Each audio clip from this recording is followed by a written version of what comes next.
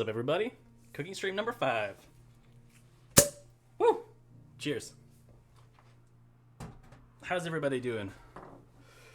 Happy cooking stream day. Where is my lovely novelty glass? Oh, there it is. Little brother to steel power armor. Hope everyone had a great weekend. If anybody watched Super Bowl, hope you had a good time.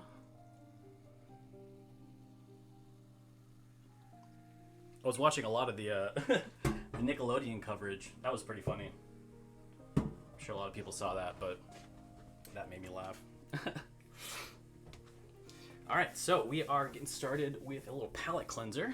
Also, welcome to the 5th cooking stream. We're doing a Valentine's Day brunch. Exclamation point, recipes, cooking, and chef kiss for multiple different things. What we're cooking, what the recipes are, and, just to give me a little smooch. Got some themed sound alerts as well.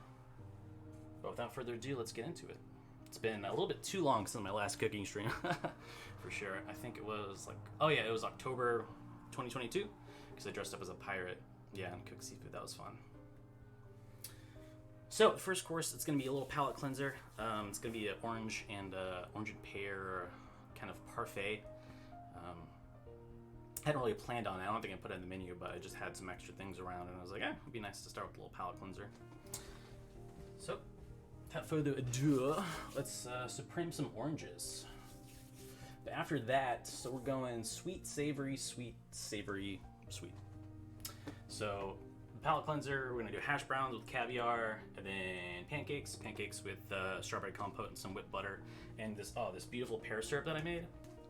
It was from the poached pear liquid, and I reduced down with a little vanilla and clove, and it's perfect consistency at room temperature for a syrup, and it smells so good.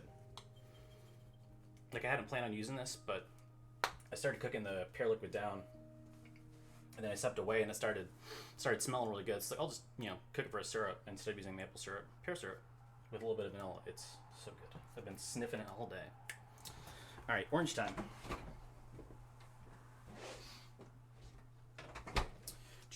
Got some lovely cava oranges here. Grab something to put this in. Alright, so first we're gonna supreme an orange.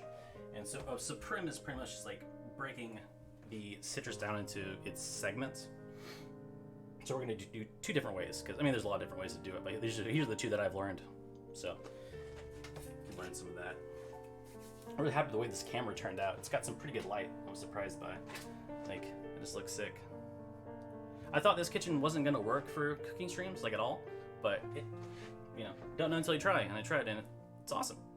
Really good lighting. I was really surprised.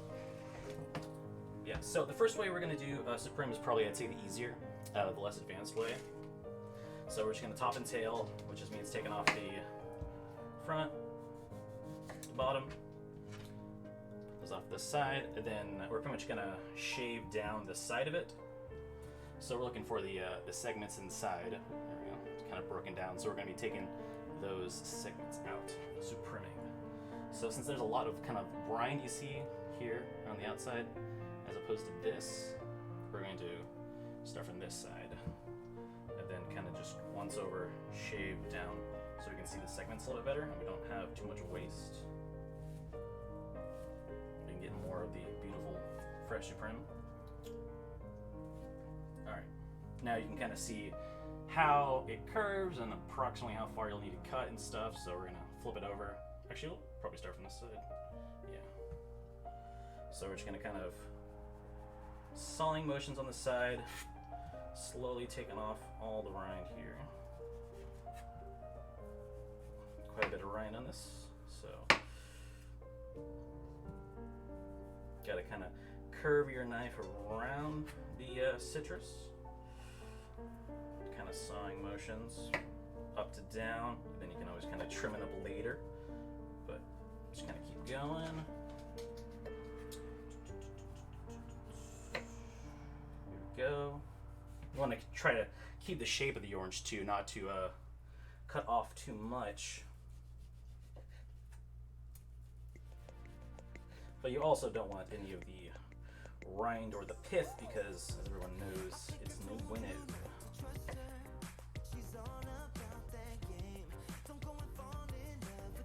Alright, now we're just going to kind of once over it. And then once you get to this, usually the sides that will have the most kind of pith when you leave are the sides where you're going down, just because it's harder to angle your knife like that. So once you're done with the top, you see the top pretty clean, you can go around kind of the sides of the other side, and that makes it a little kind of just what you have in your hand, shave it down like that, and then kind of work the rind on. There we go. Kind of trim it up a little bit.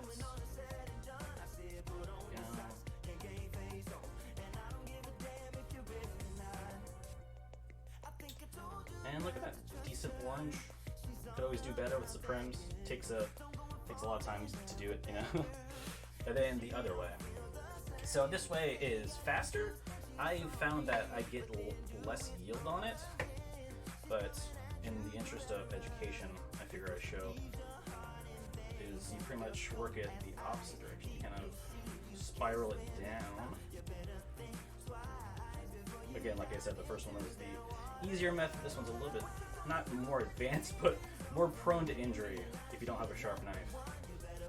Like, I sharpened my knife earlier, so I don't have a lot of push and pull whenever I'm going around this pith here. But if you get a duller knife, then you have to saw more, and you could like saw off your thumb. So this way is a little bit more, less risk adverse, I'd say. But once you do it enough, some would say it's faster. Some would say you lose less product. Up to you to decide. For me, it's, if I'm in a hurry, I feel like this is probably the direction I take. Plus, this way you have a little bit less trim towards the end, so you don't have to like kind of go back and finesse with your knife. There we go. So a lot less pith to peel off, and let's just kind of compare here.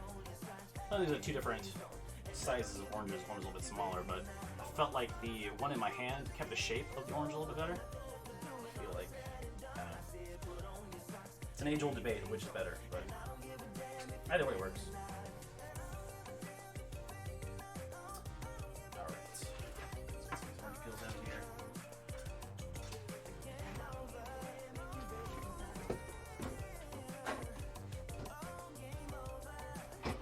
Alright, now that was the hard part. Now the easy part is cutting the sections off. So, grab a little container, because once you start to cut it, the oranges do leak a little bit. Grab a paper towel. Get up for more spillage. So, you pretty much just want to go into where the sections are. So, you can kind of see how they're divided like that. You know, if you've ever peeled apart an orange and eaten its segments, you kind of know how an orange works. So you just kind of go down on each side of it, then Supreme it out. And you're going to hit some seed down there as well. Try to cut around it, but you can always take it out later. But basically, there we go. We're just cutting out the little orange segments, and these are going to be nice little textural foil for our little palette cleanser. So Supreme one, and then the other one I'm going to juice for a little orange juice, because obviously, you know, you took all the segments out, but you still got quite a bit of juice left, so you can easily take the segments out and hey. Yo, it's a big cell. Welcome in. Delicious. We're gonna juice this one in a minute. How you doing, salad?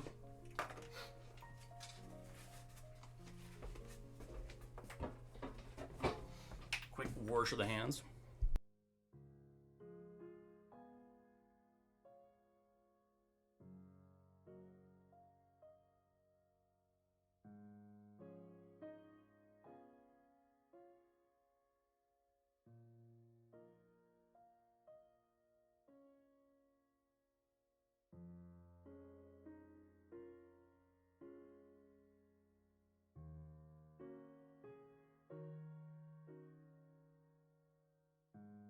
Okay, doing good. Nice. We just started our first course here. Cheers. Got our Brotherhood of Steel drinking some non-alcoholic mimosas right now. Got some orange juice here. Popped a bottle at the beginning of stream. That was fun.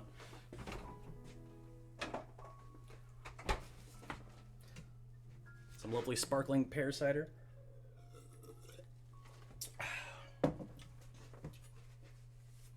Alright. Clean this orange a little bit. We can start plating our first little palate cleanser. What was I using? And these beautiful little... I can't remember why I have so many of these. These like tiny little tartlet molds. I think I did it for this was the last course of a wine dinner that I did a long time ago. But I have like 30 of them. I don't know why I got so many. Maybe I took them from somewhere, I don't remember. But this is gonna be a perfect little thing for our orange. Clean as you go type of chef. Looks like a muffin wrapper. Yeah. Basically, it's just metal, so it's for like tarts and tartlets. We have a little. Our vessel is a little scooped out frozen orange here. Since it's gonna be orange and pear, it's got a lot of got a lot of resemblance. All right. Looks like it. So for this little palate cleanser, we have a little whipped yogurt mousse, exclamation point recipes. The recipe on that, anything you can might want to cook, you can find there. Now we've got, I was talking about that poached pear syrup earlier. These are the pears that I poached in it. This little parfait here. So poach these in a little bit like white wine vinegar, lots of sugar, and some clove and vanilla, which I reduced down so well. So a nice kind of a spongy pear, not like totally falling apart. It still has a little bit of texture to it, which I like from a poached pear. Poached pears are probably like my favorite dessert. Like if I see a poached pear dessert at a restaurant, I'm gonna get it like 9 times out of 10. Especially if it's like a white wine poached pear. Like you hear that crunch, like it still remains a bit of texture. That's what you want. You don't want to like take it too far. You get all mushy, then it's no good for anything. Lovely. Good job, Doughboi. Alright. So we're going to cut these pears up a little bit. We're start plating this palate cleanser. Hey! Twin Oaks for me. Hello. Poached it in a bit of white wine vinegar, clove, nutmeg, and let's see here, what else? Cinnamon and a lot of vanilla. That's why I made that vanilla syrup. Gonna be for my pancakes. So we're cutting these pears up a little bit, and them to fit in the vessel. Kind of this would technically be called an oblique cut, oblique. It just means kind of, inconsistent but consistent. Same size, but just, different formations. One of those fun French terms. Now we have some of our Supremes. We're gonna cut them up a little bit. Got our yogurt mousse, and then we have some beautiful sorrel here that we got from Central Market.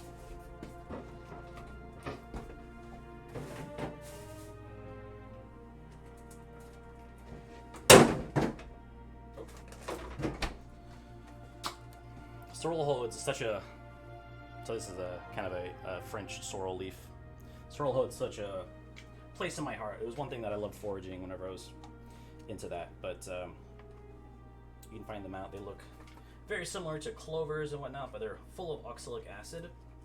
So they have a nice citrusy bite to it. So I'm going to take a couple and chiffonade them. But I'm going to eat the stems because the stems have a beautiful crunch. Like it's so good. I could eat sorrel stem, like a sorrel stem salad, all day. All right, so And take this beautiful sorrel leaf here, kind of work it along this stem to kind of roll it up. What's kind of known as a chiffonade. A long cut through a nice leafy green here. Kind of want to slowly work your knife around.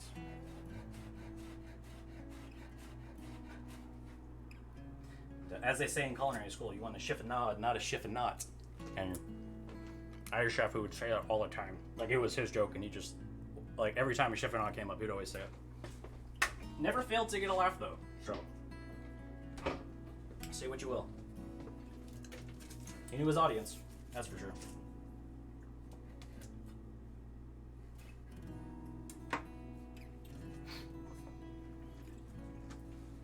All right.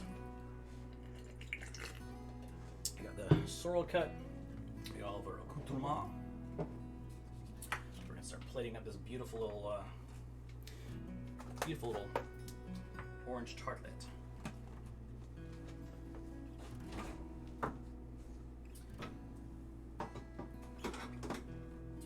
In case you guys wondering what I'm listening to on here, I'm listening to Fall Out Boy. Perfect music to cook to, in my opinion. Oh, whoops. Put the mousse away. And we also have a little granita as well. So we're gonna plate this up. Start with a couple Supremes. We're gonna kind of load it up parfait style, so. A little bit of yogurt mousse. Then we have these pistachios.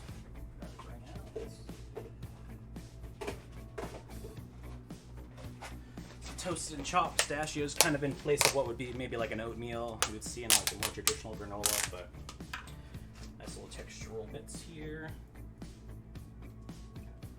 And then we'll keep loading it up with some lovely fruit.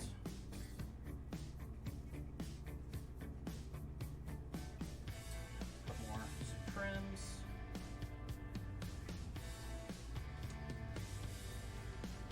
That looks good. Decent amount of fruit.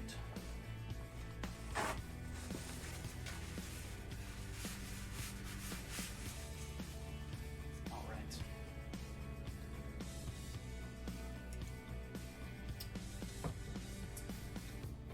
I want a little bit more mousse here.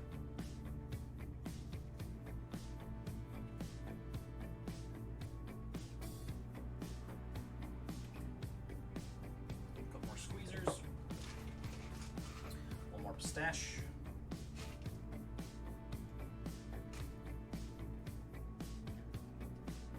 And as if this palate cleanser wasn't intricate enough, we actually have more garnishes.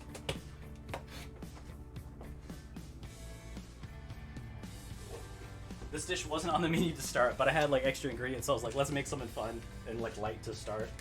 And then like this quickly became like the thing that I put so much effort into.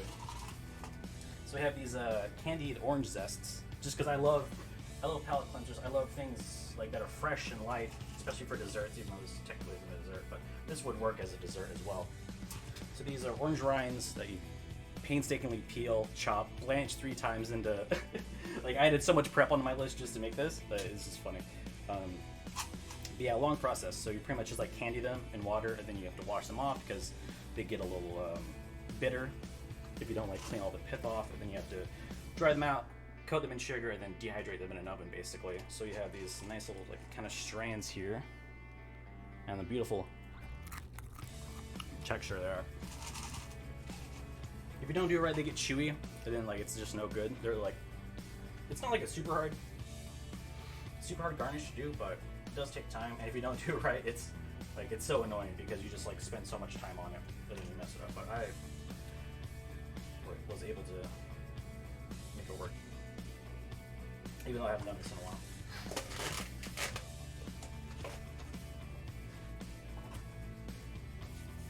All right, now we're gonna add the sorrel, nice little sorrel nuts.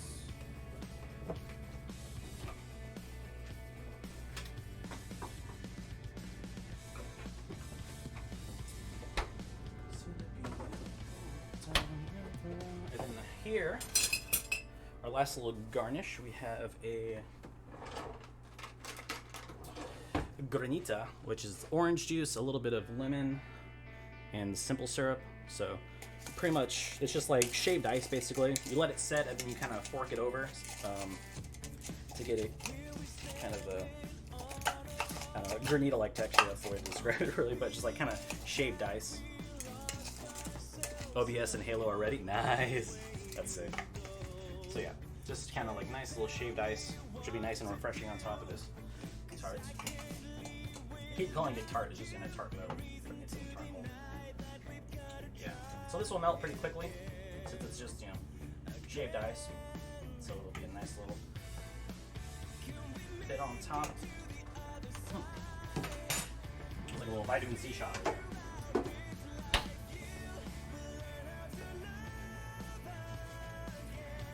Alright, a little bit more swirl on top. We're good to go.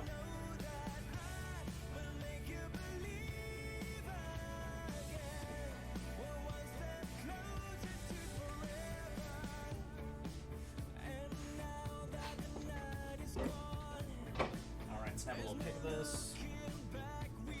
Guys, and we're gonna eat it. Get started on our hash browns. Reminds me. Get the pan going for that.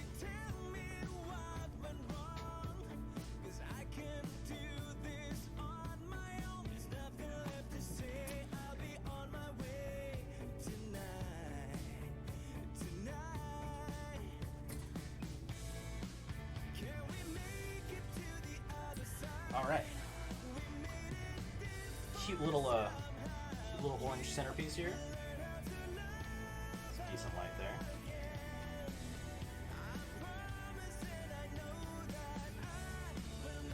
Little parfait.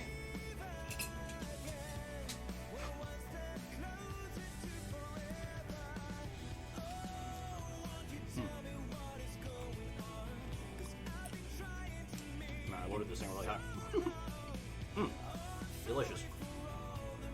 Yogurt mousse in there. Acidity from the granito. Poached pears, the texture. Crunch from the pistachios. Got a little bit of everything. So a palate cleanser is usually served at the first or in between more hearty courses to kind of, you know, cleanse the palate. Something light, fresh, acidic. So you don't have any lingering flavors from the last dish or whatever. To kind of wake people up towards the end of the dinner. Things like that.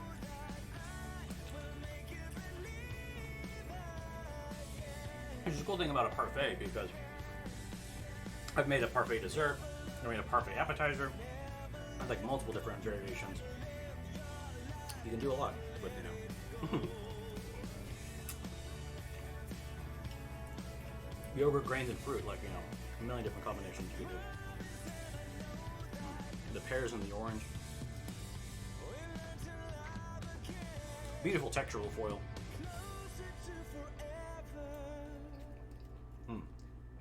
It's totally releasing its oxalic acid once you bite into it. A nice little succulent texture. I am awakened and ready to cook the rest of the food.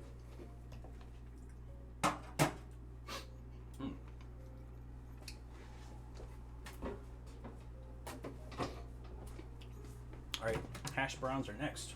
So time for something completely different. Sweet savory tonight.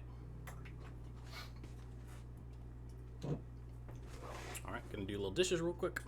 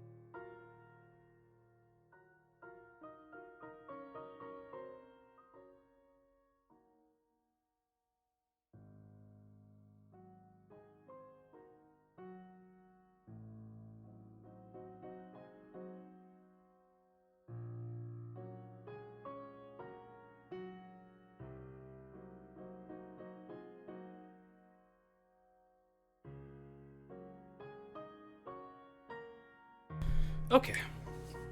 So while we wait for this oil to heat up, I'm gonna cut some of these strawberries and get them going for a compote for the pancakes.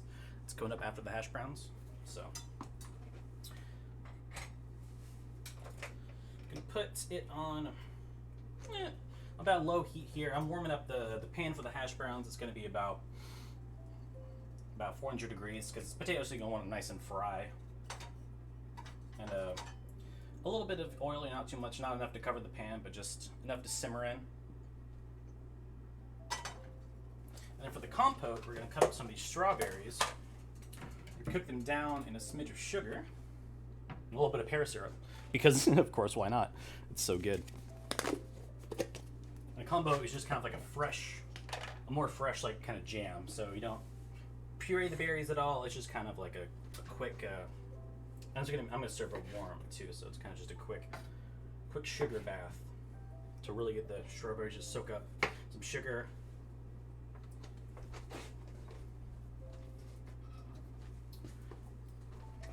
So we're gonna kind of cut these down to size a little bit. Throw the sugar in there. Throw the syrup. I'm just gonna kind of square off a little bit. I'm not looking for like super precise cuts or anything. Just looking for kind of small chunks.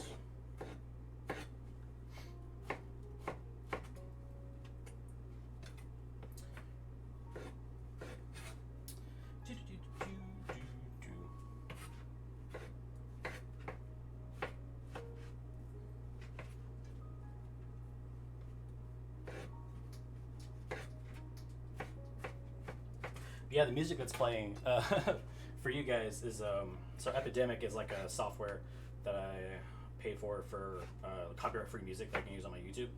So I just like search like romantic tunes, and then I'm just like playing that playlist because I need to like listen to some pop punk in here. So that's like using my Spotify. So I'm curious to see like what pops up on there for you. I like looked at a couple of songs, and some of them have like lyrics, some of them don't. So I'm curious. Let's see how that music is. So a lot of it is like kind of piano music, but I saw some of it has lyrics. But anyways, for the compote, we got, let's say, 30 cup strawberries, and then 1 teaspoon of sugar. So we're gonna put the teaspoon of sugar down. This is for the strawberry compote. And then usually you'd add a little bit of water to the pan, but we have this lovely pear syrup, so kind of replace the liquid. I mean, I will use a little bit of water too, but I do want some of this delicious flavor in here.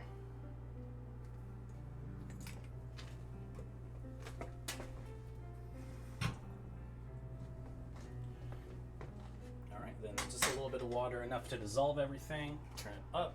Sugar will melt, and once the sugar starts, once you kind of see it start to come to a boil, once the sugar's dissolved, we'll add the strawberries in. Then sugars will help leach out some of the strawberry juice into there, picking it up. It'll be delicious. I'm not going to take the compote too far. Like I said, like fresh fruit compote. I do want some texture since these will be on the pancakes. All right, those are just going to be kind of chilling there.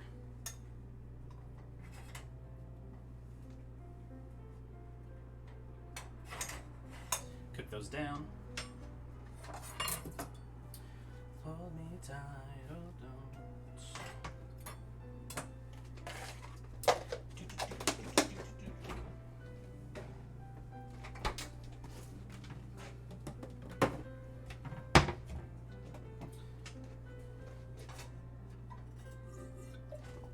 All right. Gonna drop our hash browns. Drop it into the oil. That's nice and hot now. Should be about 375. Wait till I put them down before they turn the hood down.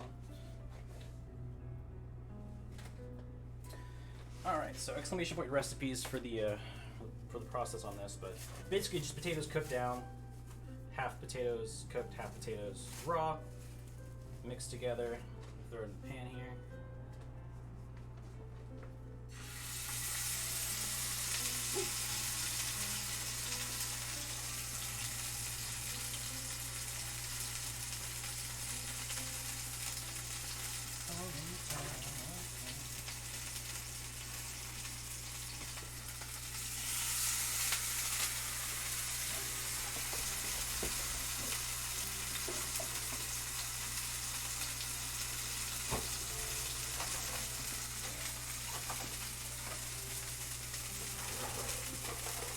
Got a little spatula here to press them down.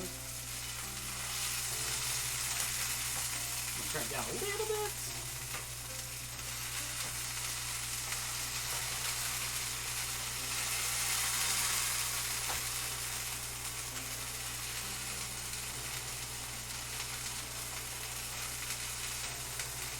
Hash browns always have a lot of moisture, you know, gotta cook them out.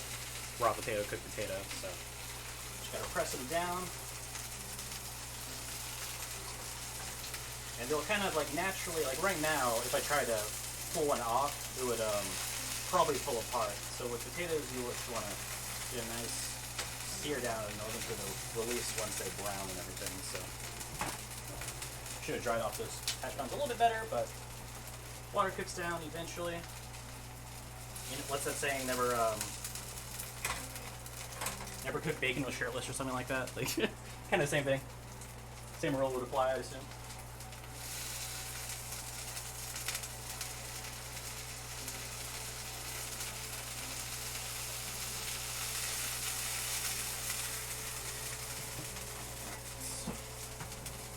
Those guys are going, seared up nice and crisp. Now we have our compote starting to go here a little bit. Simple syrup starting to boil a little bit.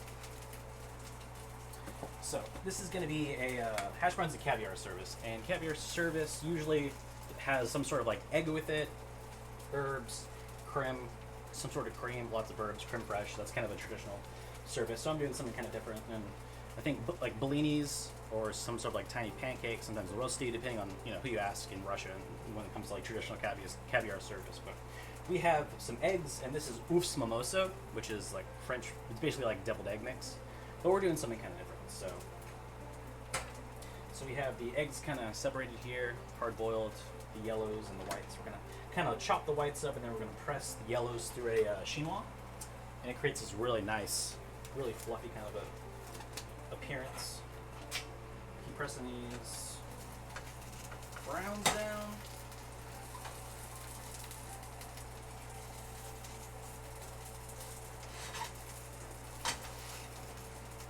Now that most of the moisture is released, we can kind of turn the heat up a little bit.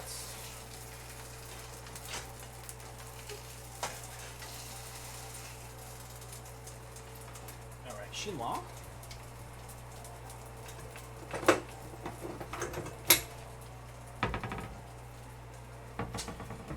Or strainer, what have you. Many different terms for this thing. So these egg yolks, we're just gonna push through the chinois, or a tamise, is a little bit more intricate one. That strains things a little bit smaller. So the liquid, as you can tell on these guys, is starting to change a little bit. So the strawberries are releasing their sugars and stuff, and they're starting to break down a little bit. So they're almost done. They're partially cooked. We still want them to have a little bit of texture.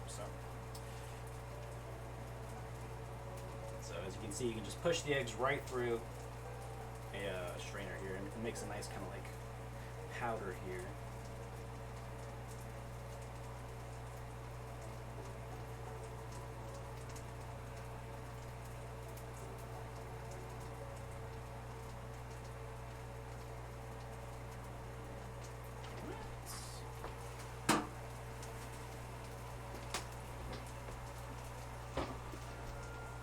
Now the egg whites here.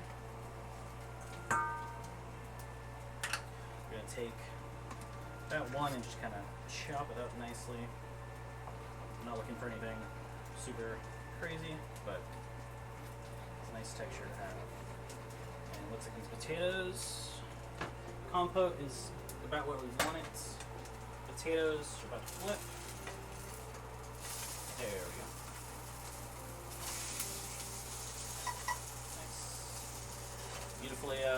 Beautifully crispy, nice and golden brown, and then cooking it one more time on the other side.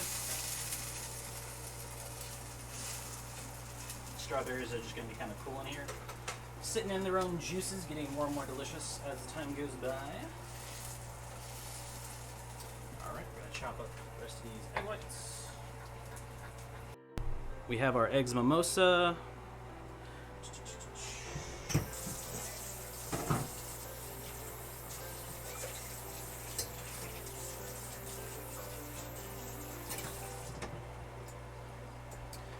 right.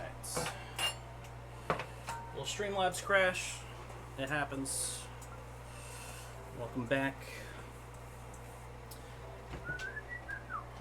Alright, these hash browns are nice and cooked now. They'll be hella crispy. Other side's looking good.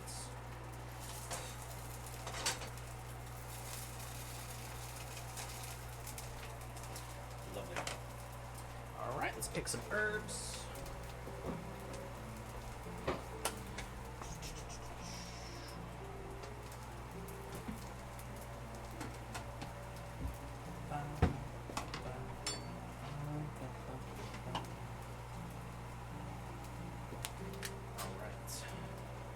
So we already have our parsley picked. We're just going to kill the heat on the hash browns.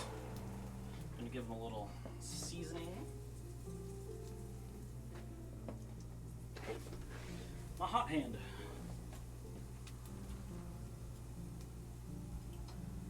All right. Let's pull these off. All right, we got some chervil here, and this is like the base for a fiend herb.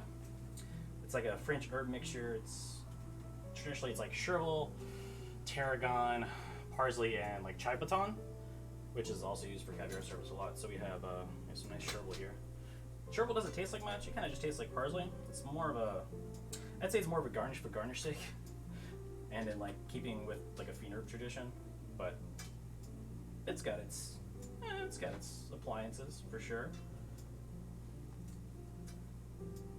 It is like the first thing I will omit from any recipe though. Like, you know, I don't really think anything ever needs chervil, but nobody grows chervil here, so I don't know. Like in France, I'm sure it goes really well. I'm sure like the plants get a little bit bigger than what we see here in the States. What I've seen of like old like French textbooks or cookbooks and stuff. All right, finally time to take the hoodie off. I love looking at old French cookbooks. It's like one of my favorite things. Found a couple in an antique shop in Georgetown, and those had some really cool photos. Old school banquets, duck à l'orange and stuff like that. Very cool. All right, we have our chervil picked, and then we're going parsley.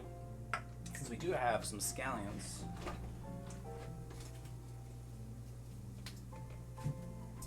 keeping in with the traditions, might as well.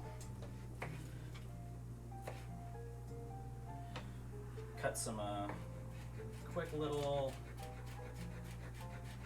rings here.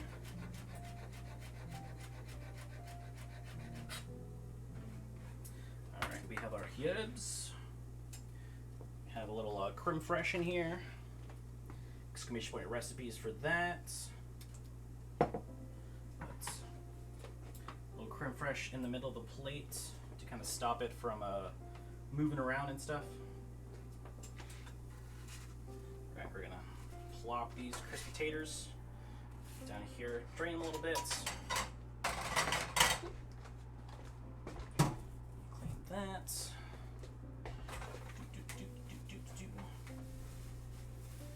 Alright, and last but not least, the actual caviar. Whee!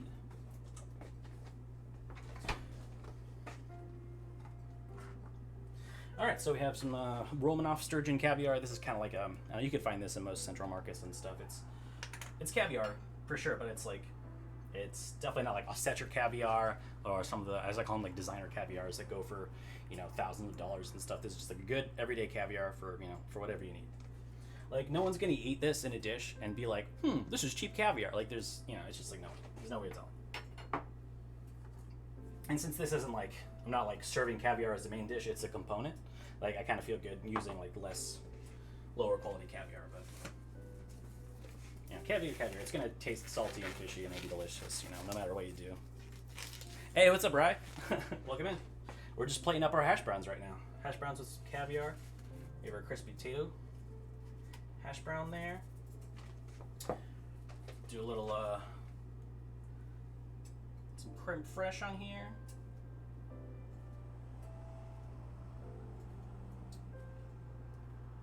Then we have our egg mix, our oofs mimosa.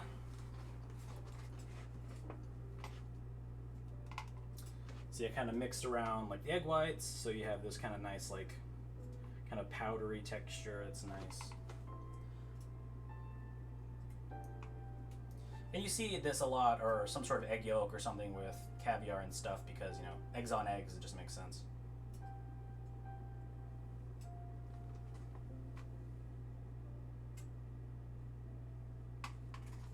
Eggs on eggs. Alright, a little more creme fraiche. Can never have enough cream.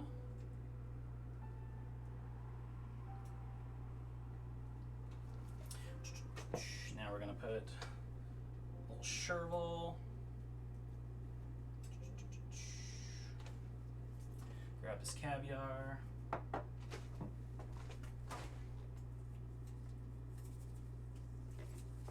Alright.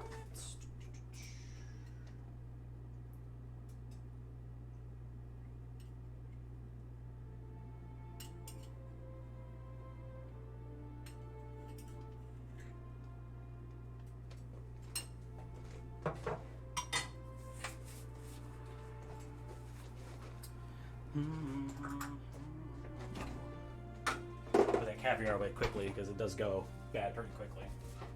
Pretty sensitive fish product. Got some parsley on top. Or a parsley crush, as call it in the industry a lot. Is when you just like get a nice large amount of parsley. Green onions. More herbs the better, in my opinion, with caviar.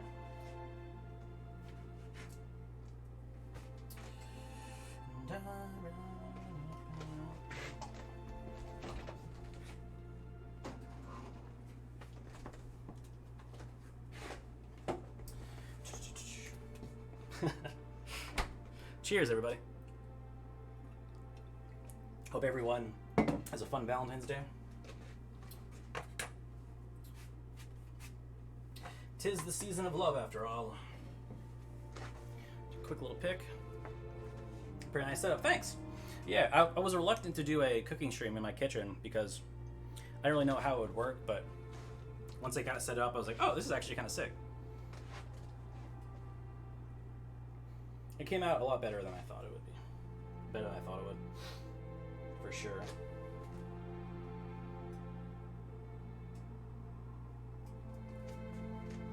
Alright. So we have our hash brown with our oofs mimosa. We have caviar. We have a lot of herbs on top. Herb crush. Some sturgeon caviar. And some nice crispy hash browns underneath. Some creme fraiche. So let's dig in.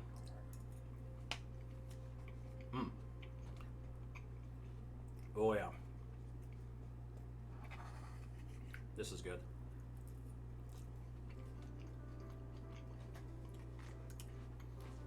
All the herbs, the saltiness from the caviar, the body from the creme fraiche, the eggs adding an overall nice like texture with the caviar, and all the herbs. This is perfect.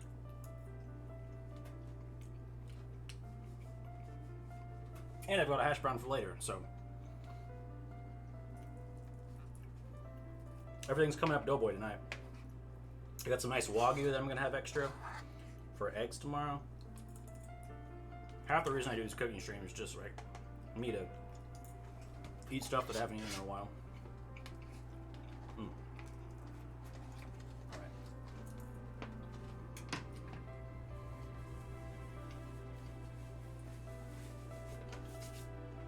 Alright, our strawberries. As you can see though, it's a little more syrupy now. So the sugar's cooked down, thicken up the juice a little bit, so it doesn't go, running all over the pancakes. It kind of stays in one area. The more you cook sugar down, the more it will reduce. It eventually caramelize. But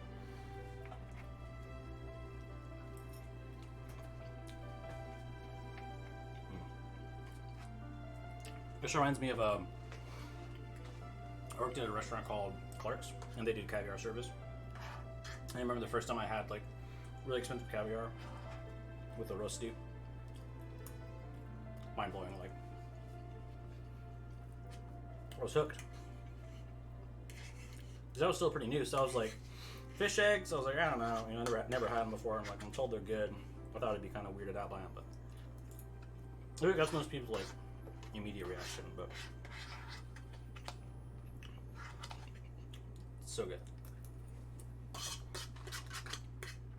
All right, a couple more dishes, and then pancakes time.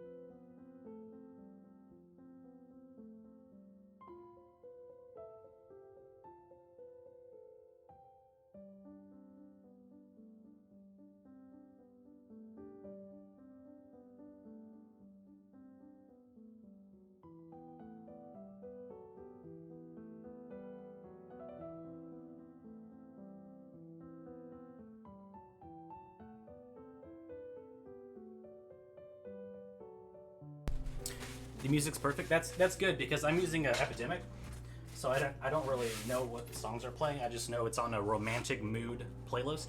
So I'm glad the songs are working out because I didn't really like pre-listen to it, but how wrong could romantic mood music go? So took a risk, and I'm guessing it's paying off. So that's great. You never know with playlists sometimes. Piano music, nice. All right, palate cleanser, check. Hash browns,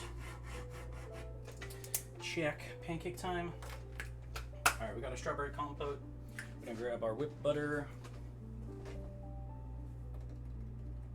We gotta turn the oven on for the steak. That's coming up next.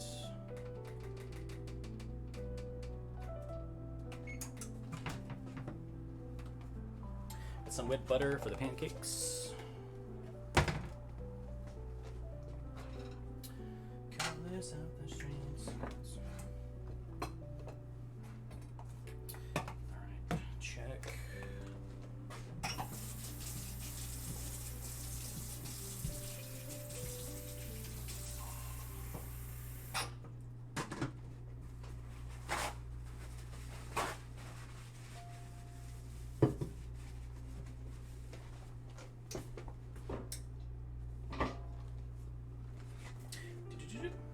You like cooking a lot? Yes. Yeah, I am a chef, so it is what I do for my career. But outside of my job, I do enjoy cooking. I haven't done a cooking stream in a while though, so.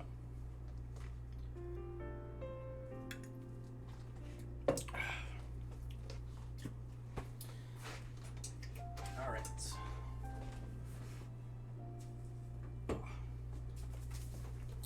So we have our dry mix for our pancakes here. Exclamation point recipes for the exact measurements, but got it in this bowl here. Gonna make the pancake mix. I didn't know Bigger Salad will be disappointed. This is not from a spray can, but it'll be just as good. So we have buttermilk, smidge of milk, a little bit of vanilla extract. In the bowl, add flour, baking soda, baking powder, a little bit of salt, and some sugar. I'm gonna get the pan turned on for kind of low temperature.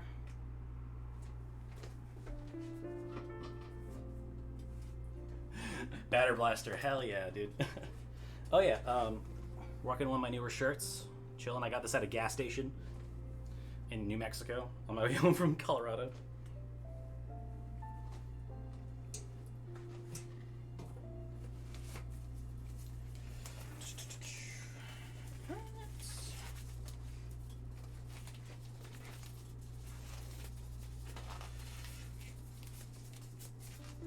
Grab our spatula.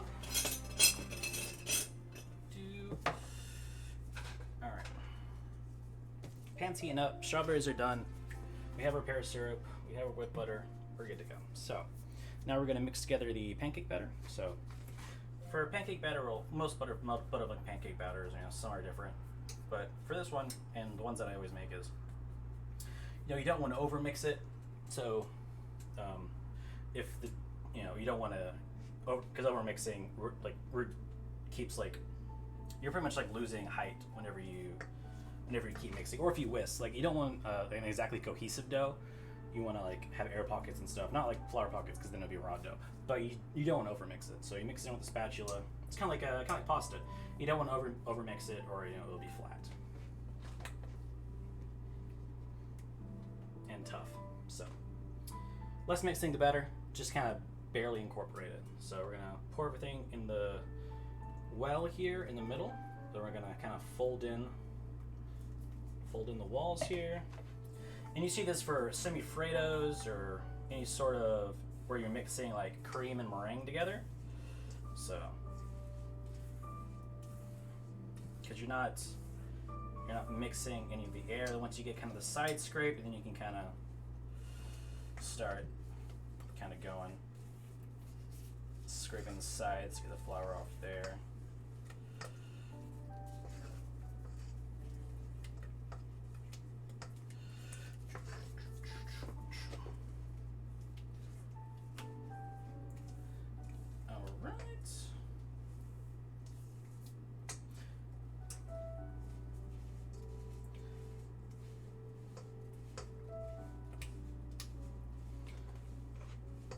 So this is, you're kind of just pressing it down a little bit, keep going until the flour kind of mixes in a little bit more.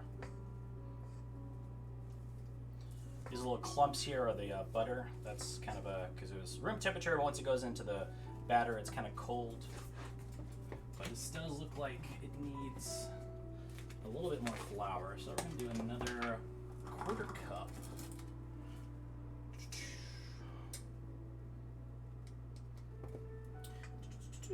Great thing about pancake batter, it's not one of those things that has to be precise.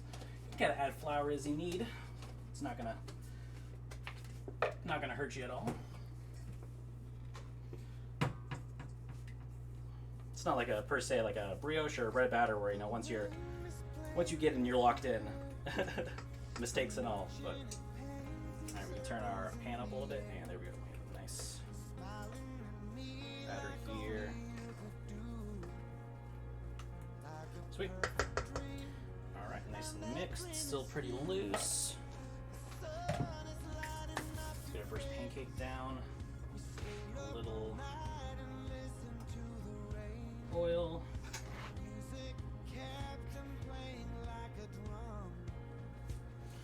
A little too much.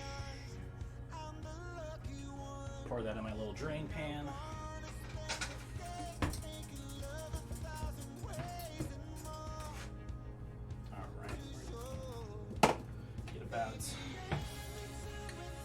Use this. A little scoop for the pancakes. Seems like it's hot enough.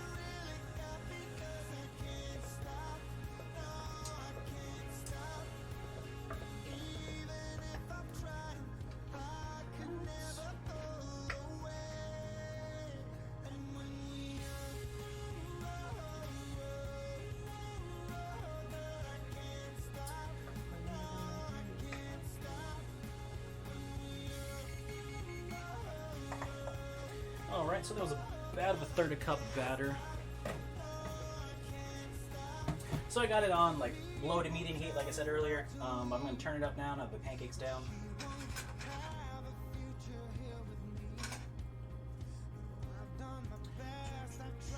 Kind of form the pancake around. Make it nice and circular.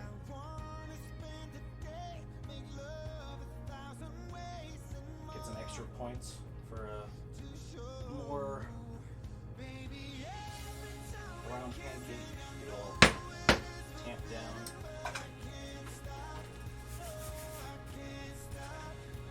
Then now that the heat's up, it'll start to cook, and then we'll flip it. We got our whipped butter here. Put a lid on this.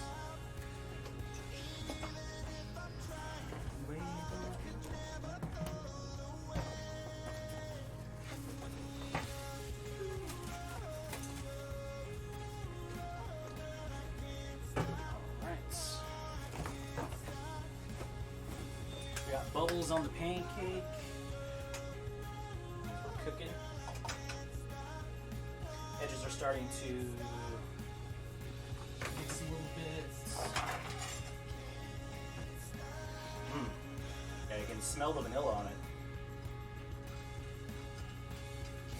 Nice, get close.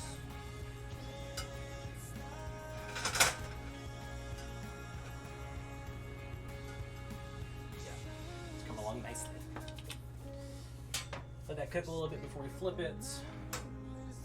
And then after this, we have steak and eggs. So we're gonna do a little omelette Lorraine, which is just like a omelet version of a quiche Lorraine, caramelized onions, some bacon, a little scallions, some smoked Gouda, and then some really nice Wagyu steak, speaking of.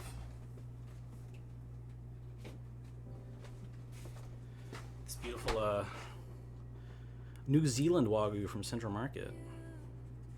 Nice marbling. It's a strip steak, so it's got a nice little fat cap there. Most of the Wagyu I've had has been from Texas. And like, I was looking at it and I was like, I can't think of a time I've ever had New Zealand Wagyu. So, give it a try. Usually I buy like from Texas because it's kind of my thing, but... Alright, got a little more time.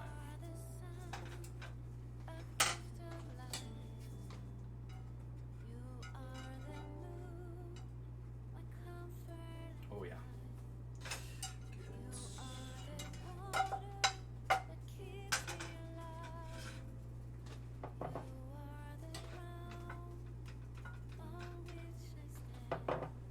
Get the next one.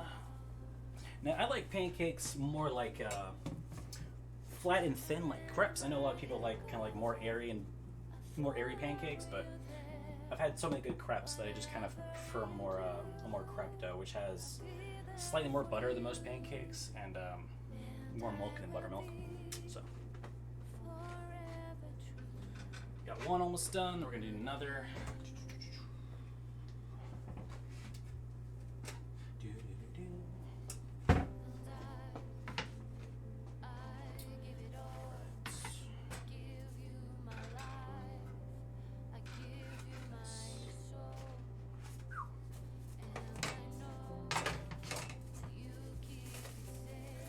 Another third cup.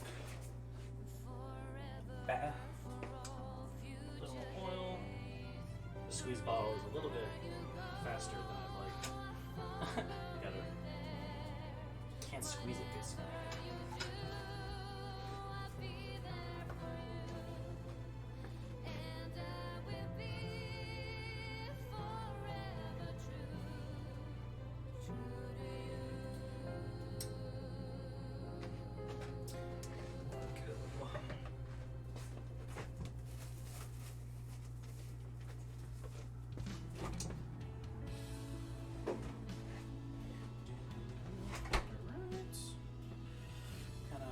Work the pancake batter around edge of the pan.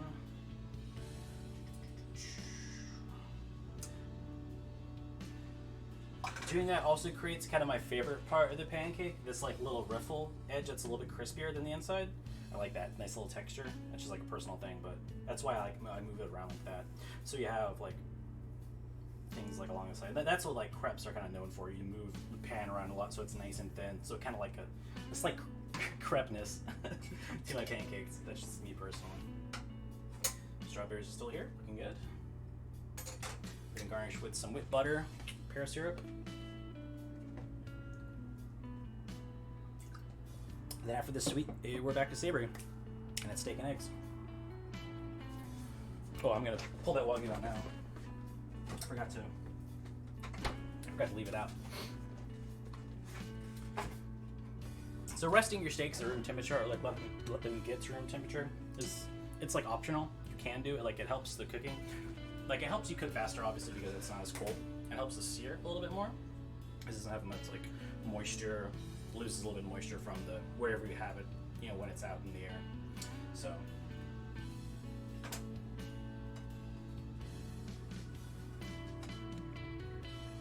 Alright, we need a little more time here.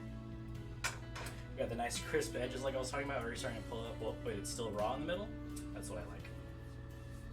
Personal preference. But since I'm the one eating, you know, that's the great thing about cooking is like, you know, you can cut corners and like break rules, you know, whenever you're cooking for yourself, or you know, like that's one thing I really enjoyed about cooking when I first started is like the versatility and the creativity. Like you can do, you know, pretty much whatever, as long as it tastes good in the end, you know. It's a wide world out there of flavors.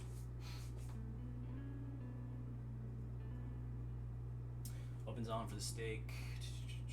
All that stuff's out. A little downtime.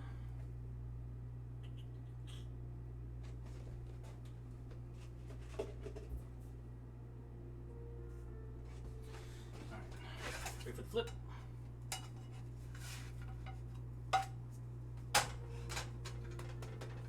Nice. Let's get this party started. Spoon, spoon, spoon. One of these for the shrubs. Nice perforated spoon.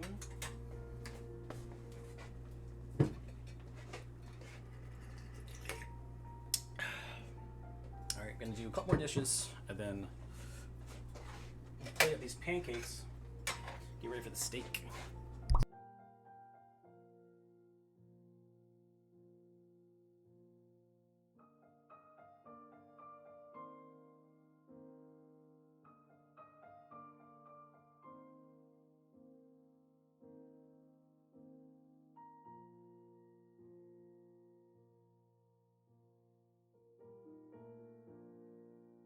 Oh, hi, thanks for checking in. I'm still a piece of garbage.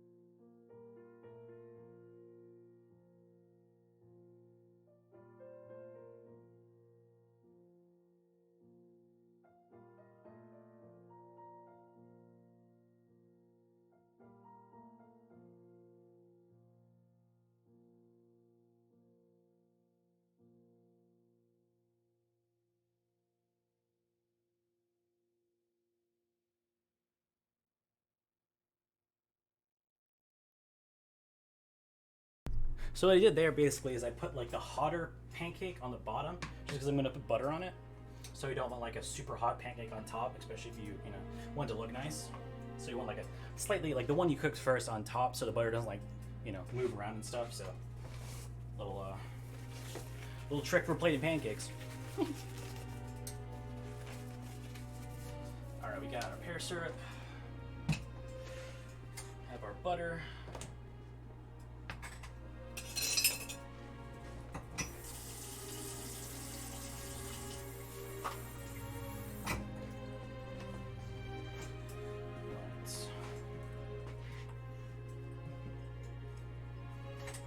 Strawberries down, and get a little perforated spoon on them, drain out some of the liquid, then we're going to pour the liquid on.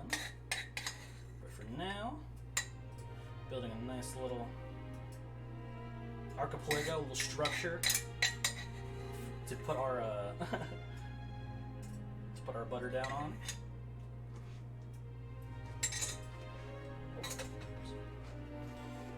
Alright. We got our lovely poached pear syrup. Should give a quick little drizzle.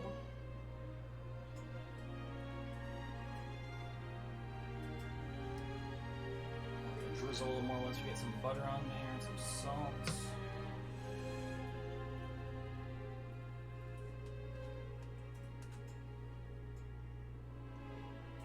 Damn. Still got it. I haven't quenelled anything in so long. Perks of being a pastry chef, I guess, but. Alright, a little more syrup. A little salt.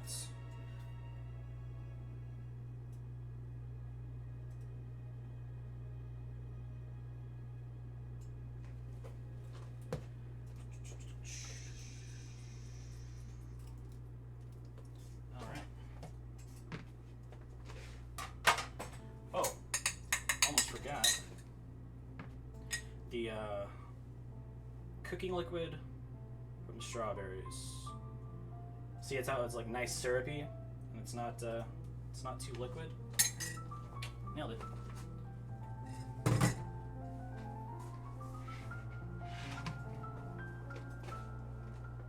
Let's have a quick pick.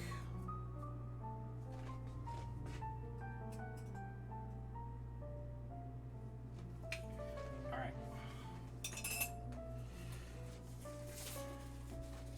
Got some pancakes that look and taste like crepes, my favorites. Pear syrup, strawberry compote. Some people would drizzle some confectioner's sugar on there. I'm not a huge fan of that.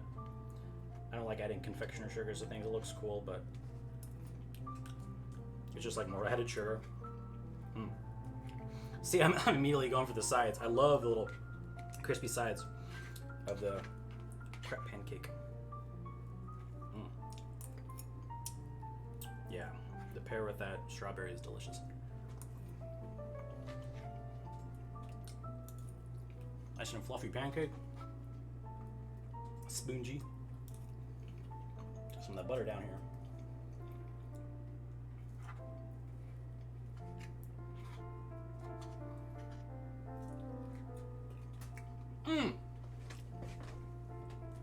Damn, that's good. Making me weak.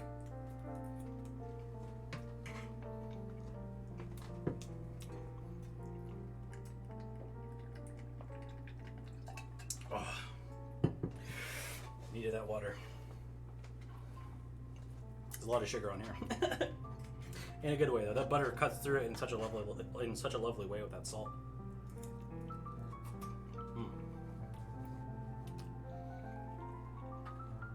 It's delicious.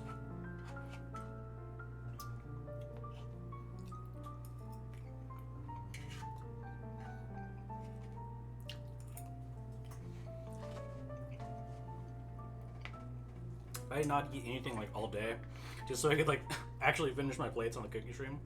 Because like all of my cookie streams, like I could just never finish like what I made because I made so much. But I'm hungry enough now that I think I can devour this.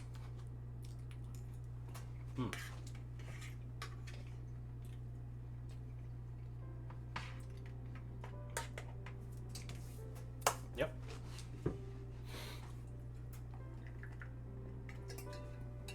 I'll update the spreadsheet. I mean, I'll update the exclamation point recipes because it did require a little more flour, so I'll update that. I think, I only added like an extra fourth of a cup, so not a huge deal. I was converting a really big batch, and converting down to smaller portions is always tough. This is a pancake mix that I would make at Colleen's for the brunch. I would make like 12 to 24 quarts of it. So like, you know, scaling that down to like a 2-quart batch took some math for sure, which I'm not great at. All right, save the rest of this pancake for later. It's fucking so good.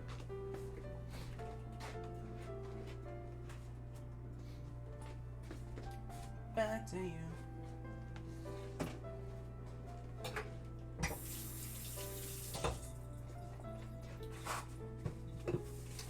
All right, successful pancakes. Lovely. Steak time, steak and eggs. Let's cook this beautiful beef. We have our oven at like 400s right now. I would do it a little bit higher, but any higher, like, I don't know. It doesn't like smoke out, but like, it just gets, you know, apartment kitchen in apartments is always kind of annoying. Like anything above like 425, this thing will start creaking, and I just don't like it. Like nothing bad's ever happened, but it just like creaks randomly, and it's I don't put it up unless I have to, unless it's like a pizza or something.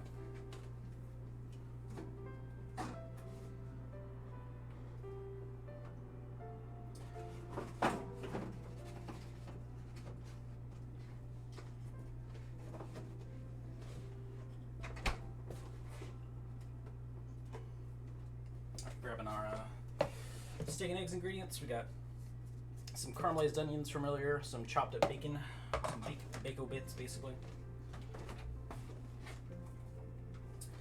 Some smoked Gouda. We're gonna put a little salad on there as well. We gotta get the eggs ready. Gonna turn the pan on for the steak.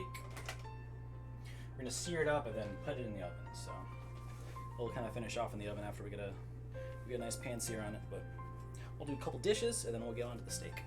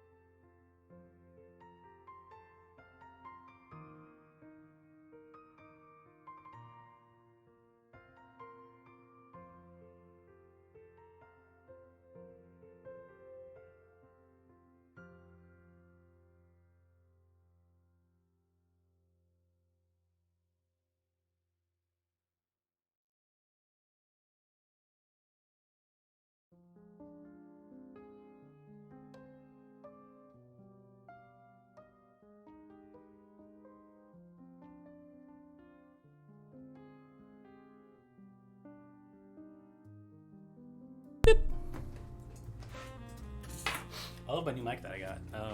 I got it a while ago, but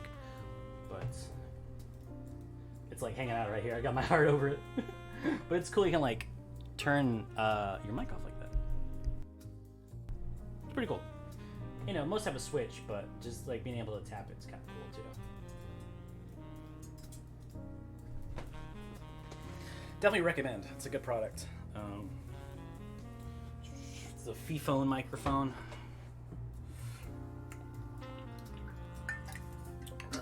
Water. Getting that pan hot for the steak.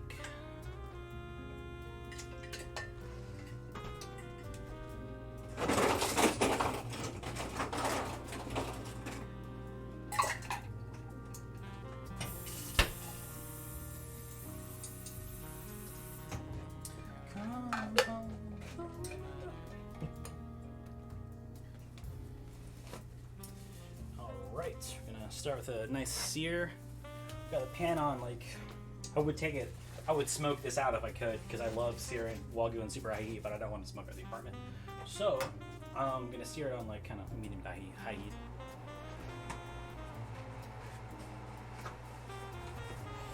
A nice beautiful Wagyu steak here. Strip steak. Nice marbling. Oh, there's the money shot right there. Oh, yeah, that's beautiful.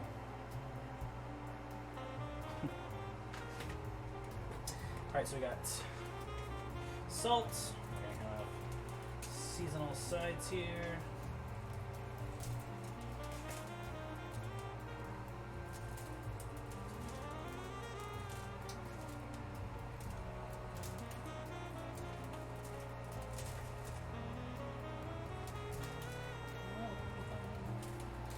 So I'm using kosher salt, a pretty thick, not like ice cream variety kosher salt, but just your basic kosher flake.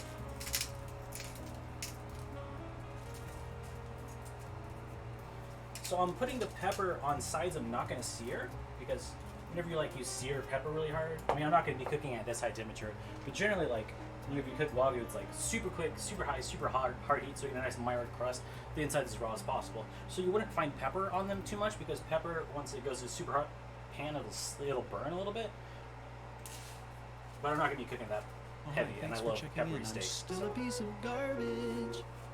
Do a little bit of oil because it's gonna release some oil upon cooking. So a little bit. Oil is moving pretty rapidly, so down to sear. DTS down to sear. So we're gonna start on both sides. Here, give a nice press down.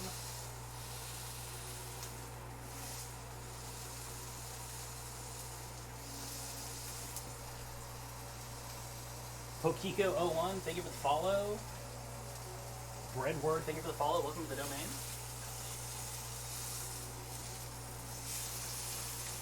Doing a little cooking stream today. It's been a while since I've done one, but I think they might be becoming a little bit more frequent because now that I realize that I can, this setup actually, this kitchen does actually work for cooking streams, so you might see more. I might do one on my birthday or something, but we're cooking a bunch of different stuff. Exclamation point cooking. If you just tuned in, see what we're cooking. Recipes. If you want some for the recipes, Chef Kiss to give me a little smooch. I'm open to it.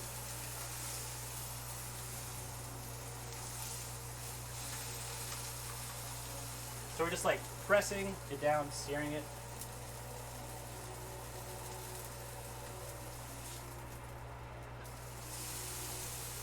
And there's like not a lot of oil in the pan. It's very low. I mean, the amount of oil is very low. The pan is pretty hot, but you just want like a nice contact. But then you can already see getting a lovely sear on it on one side. So we're gonna flip it over to the other side. Start searing on this side.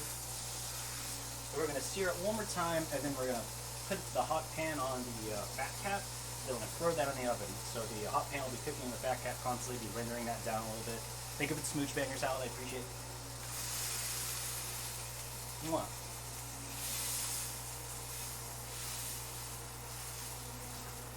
Banger salad, the OG donut. Mwah.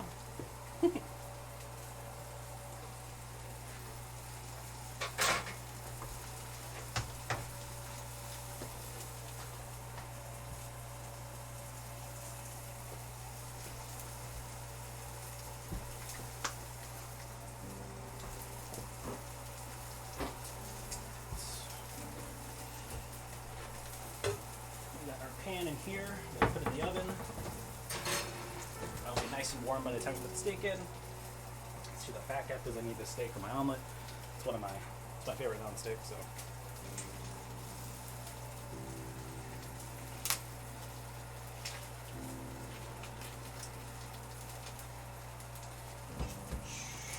Alright. Oh yeah, another lovely sear here. And yeah, it would be safer to use like a meat press, but as long as I have, like, your hands, you get a lot of heat tolerance. Plus, you kind of tell, especially if there's not a lot of oil in it. You're not gonna get a lot of oil splashes. So this is more just like hard searing. So yeah, another really nice crisp sear here. So we're gonna do once more here. And then we're gonna see the fat cap already starting to sweat. You can't see that, but some of the fat's starting to break down a little bit, starting to get warm. But once we put it on the hot surface that's in the oven, then it'll start to crisp up and be really nice. Quick check and make sure we're not smoking out the apartment. Looking good. I got a fan over there going, so this is like the time where the apartment would smoke out because it's like, the one where I'm doing the most amount of cooking, the most heat.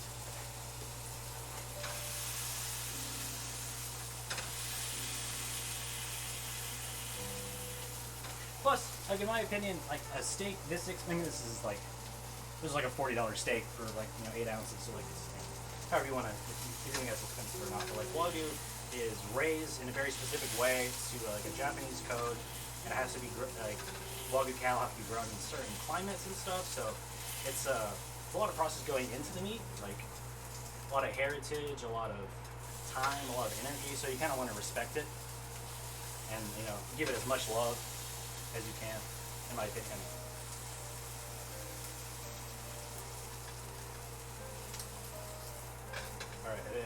going down on that fat cap a little bit. Let that sit, and then we're going to put it in the oven, let it cook, start working our omelets.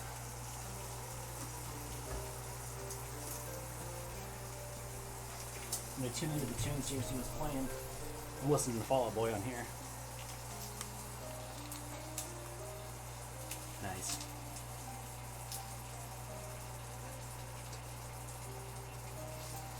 That's chill. I like it.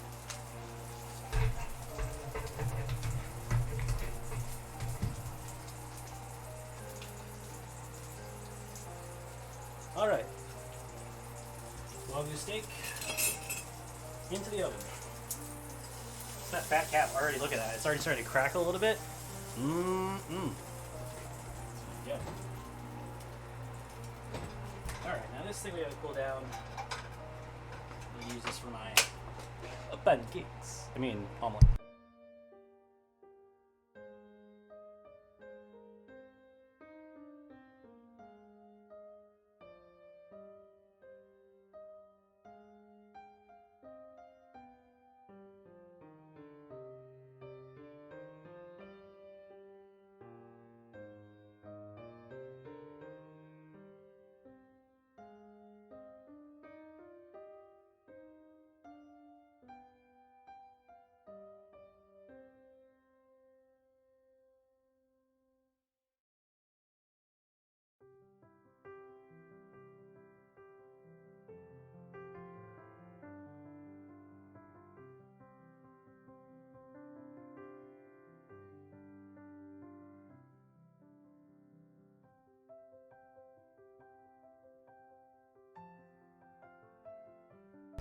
Alright, so we're going to start the omelet here.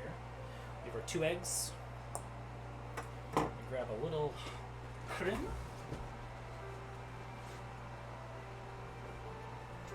And a little milk as well. So we got our 2 eggs.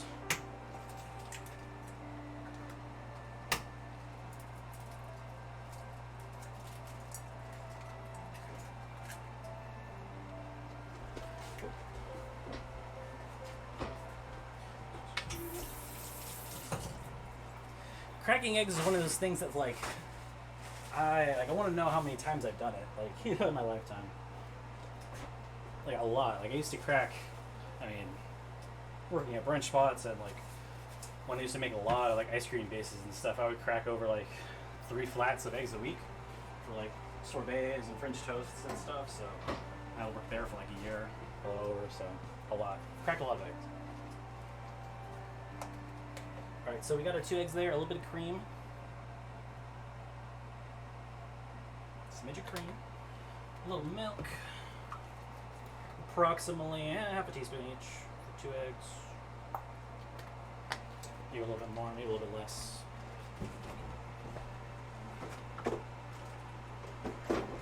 And then a whole bottle of Duke's mayonnaise! I'm just kidding.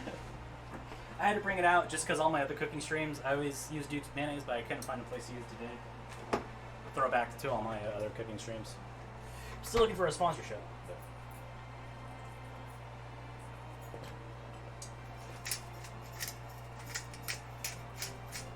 Alright, so we got like a pinch and a half of salt, some black pepper. A little more salt in there. A little whisk here. Give a little whisk around.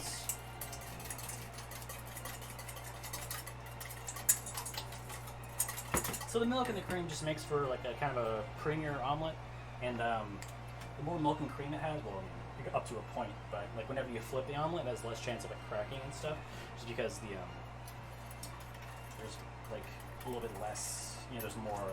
It's not just protein, like the eggs got some cream in it, so it kind of make sure it doesn't get too hard and stuff. You'll kind of see whenever I flip it over, but it's nice and quiet. All right, that's there.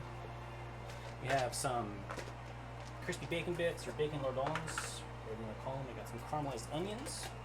This is going to be the base for our omelet, so I'm going to check the steak real quick.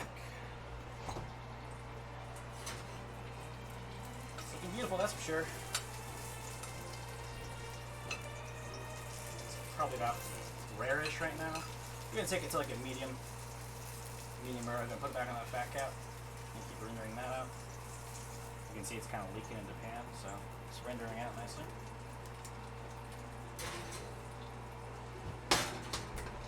Everyone's all about medium rare and rare. I don't mess with that too much. I like a nice medium steak.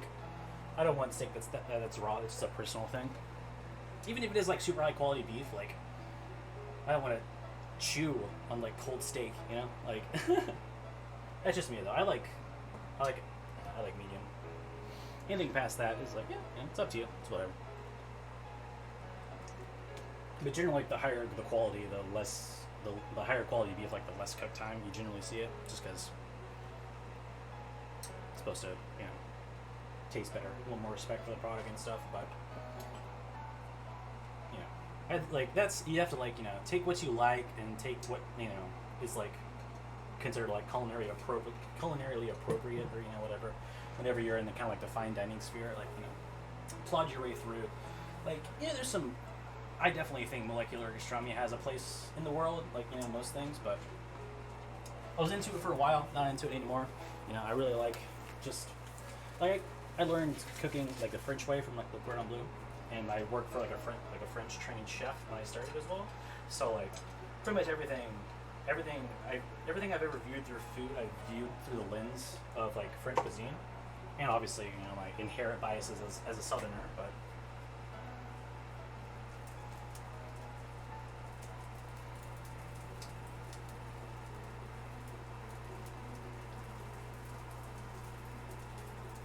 Alright, so we got the bacon down, warming it up a little bit in the pan.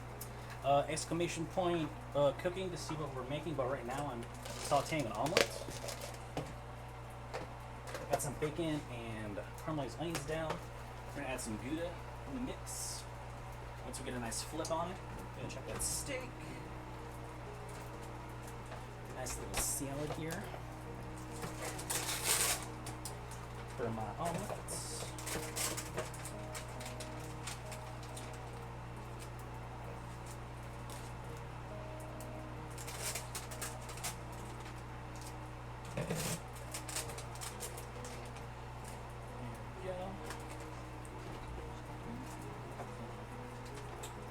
Alright, so I just got a little mixed green salad. Somebody say salad. Hey, yo! Just got a little mixed green salad. That'll be a nice garnish on top. Put some chervil in there, too. Got some orange juice in there. I'm going to make a quick bowl vinaigrette, is what it's called. So I'm just going to make a quick little vinaigrette. I toss the salad.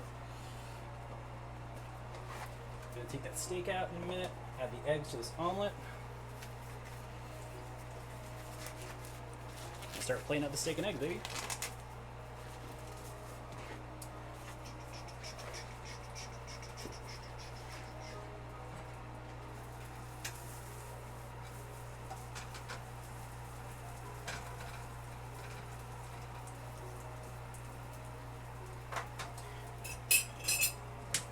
Alright, steak time.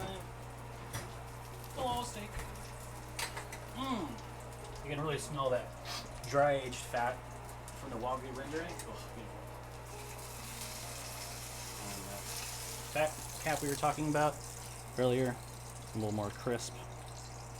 Nice to rendered out. There's about a teaspoon of fat that's stripped from that from the cooking, so that's excellent. We're about, probably I'd say medium rare, right where we want it. Take it off. Let it rest a little bit. Always want to let your steaks rest.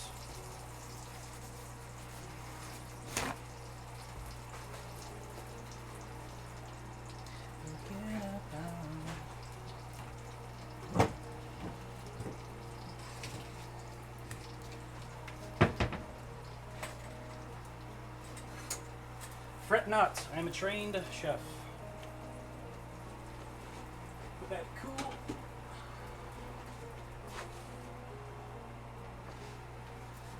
Let that kind of chill in a warm area. And we got our omelets. 2-egg omelet going down about low heat. We'll turn it up a little bit.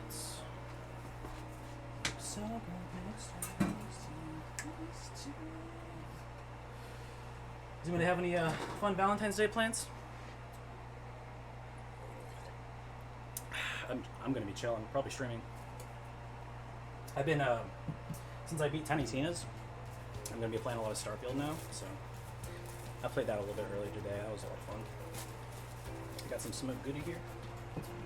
Got our caramelized onions, bacon in the pan with our egg mix. We'll kind of move the eggs around, kind of get it for that pancake. That'll help us flip the omelet when it's time. Just going to kind of keep doing that until it cooks around. The steak is resting.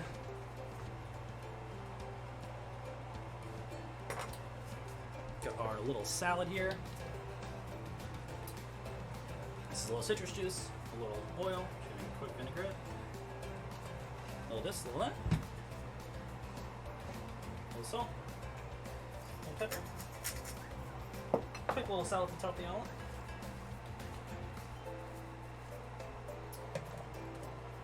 The steak's coming along nicely. Got enough time to rest on that for sure. So we just kind of keep moving the egg mix on the side there. Keep filling it out.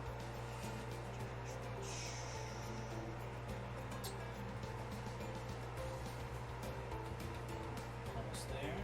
And then another kind of trick is you can kind of pull the egg up and let the side go right there. So you have, it'll cook a little faster. Move the egg inside. Also helps create like a little height on the omelet as well.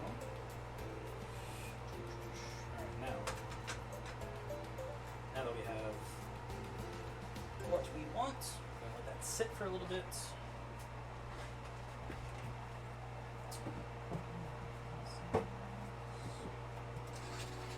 Alright. Don't know where my lids went for this pan, so we're just going to do a little like that. So pretty much that is just, you're just kind of cooking the inside of the omelet before you flip it.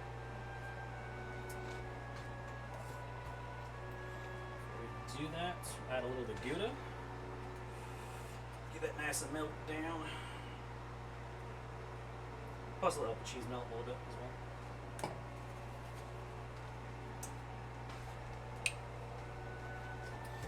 Get a plate down for the steak.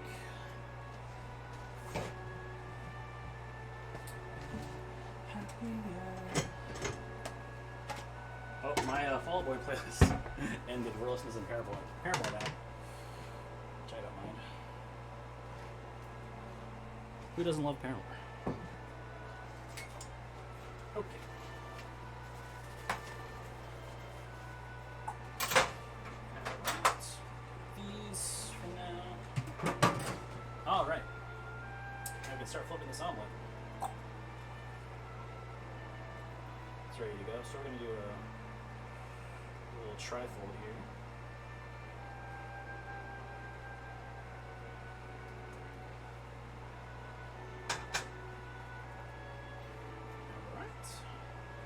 And most omelets you see, like Western omelets, are just folded once, but this little trifold, it's like a French style omelet. So since we just kind of moved it over, we're gonna have to put a little more heat on here, keep it cooking, because the inside will still be a little bit raw once it's cooked. That'll be ready to go. A nice little fold, bam, bam, bam. That's what I love about like the French stuff. It's like take an omelet, let's just make it harder. Yeah. Let's add one more step to it.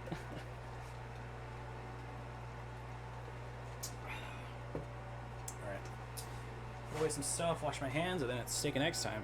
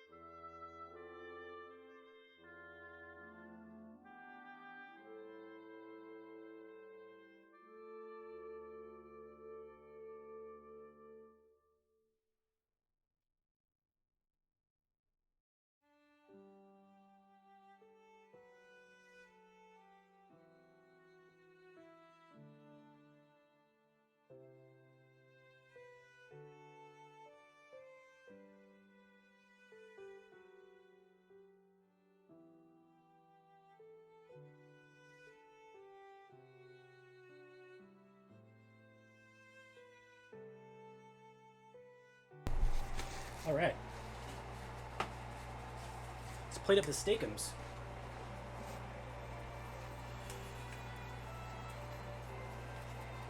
After this, we got banana bread, French toast. Oh, finish on a sweet note.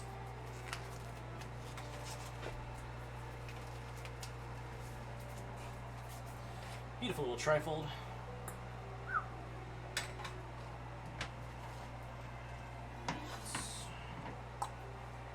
Plop this down. Oh, she's a beaut.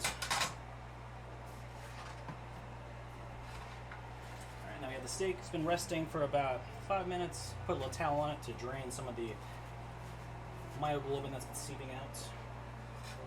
Ready to cut up this lovely Wagyu strip steak.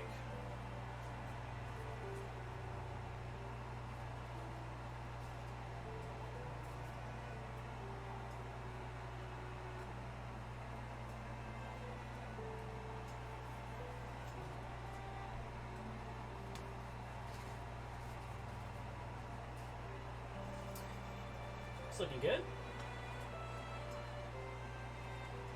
Kind of medium, just what we wanted. I want every piece to have this nice fat cap in here. So kind of shingling it this way.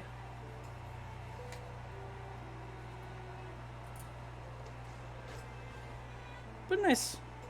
A little over medium rare, a little bit.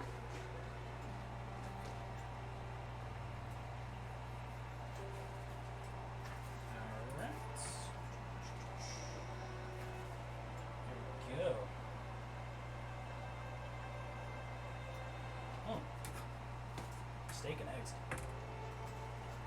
Oh, beautiful.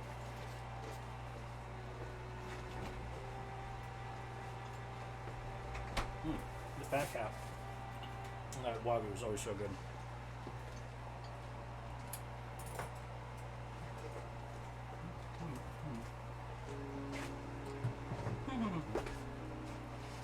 Alright.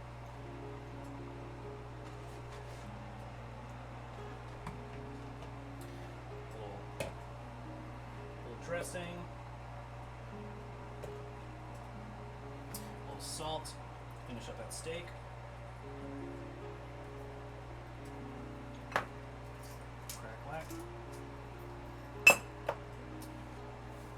Season the meat or at all with the Wagyu. Oh yeah, I seasoned it. Yeah, salt and pepper a little bit. Definitely needs a little bit of seasoning.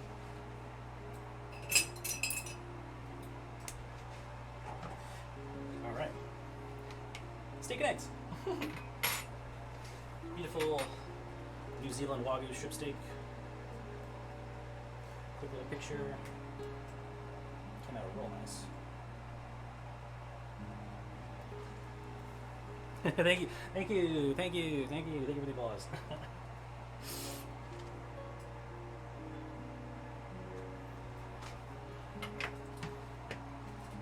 Can you believe these are plastic plates?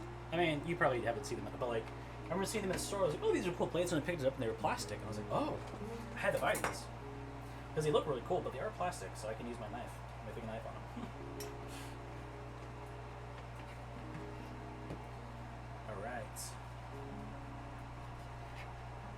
Or they're not plastic, they're like an alternative type made with like more socially conscious. I don't know, I didn't read the package really, but I had to buy them.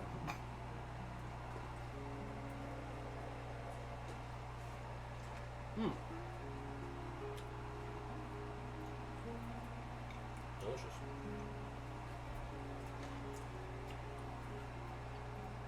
I mean, hard to go wrong with bacon, cheese, eggs, and Wagyu, you know, but yeah, biodegradable some way of some sort, I'm not sure.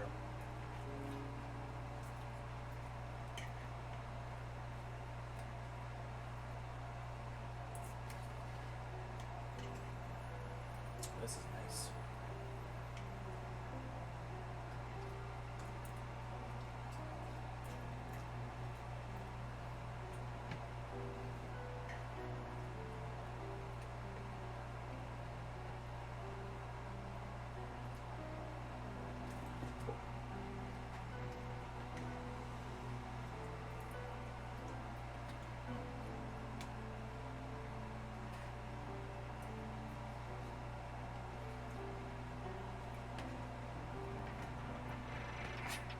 Hey. Dad.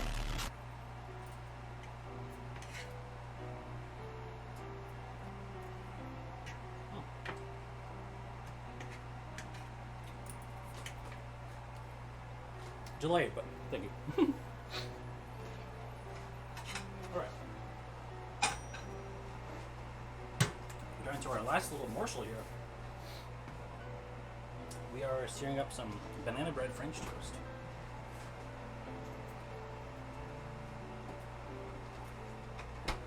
So banana bread in the recipes, of course. It's been soaking in some banana pudding all night, so it's gonna be nice and custardy. Then we're gonna sear it French toast style. Rev up those fryers. Cheers.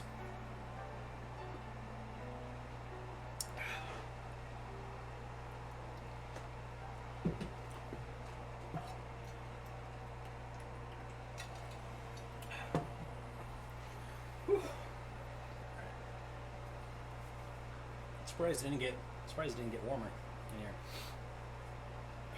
I only need to use the oven for like 20 minutes, so that was helpful. Alright, we're gonna clean this off, heat up a little bit, use the restroom, we'll take a little break. Be back in like 5 minutes. Yo. Alright, on to our last course here. You turn this fan off. We're doing a beautiful banana bread pudding. Took it out of the anglaise, or the pudding, whatever you want to call it. Then we're going to sear that in a pan. This is pretty much how I did French toast when I worked at Fox Table. I was talking about cracking a lot of eggs. I had to make shit tons of anglaise to soak bread in. It wasn't banana bread. It was a brioche that we would buy from, let's say, Slow Dough. But we take it. How much did all this food end up costing? I'd have to check my receipts, but like the Wagyu was the most expensive thing. That was like $40.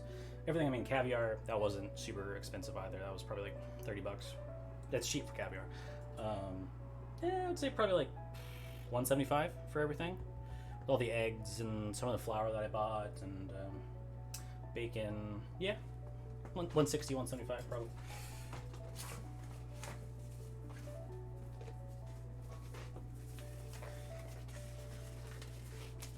But I used to have to make, like I was saying, like 24 quarts, 4 gallons plus of creme anglaise to soak all that bread in. But luckily, I only needed to make 2 pieces, so I didn't have to make that much this time. So that is warming up. We have a little bit of banana.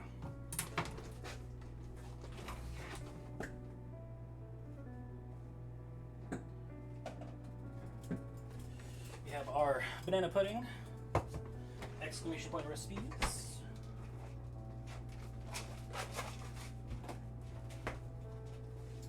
And since it's like banana bread, French toast, and I made banana pudding, I wanted to, have some vanilla wafers. Has a little textural foil. I love vanilla wafers. So it's kind of like a banana pudding meets banana French toast, whatever you want to call it. All rose by any other name would taste just as sweet,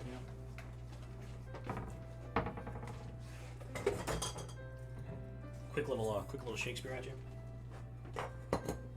A rose by any other name would smell of sweets.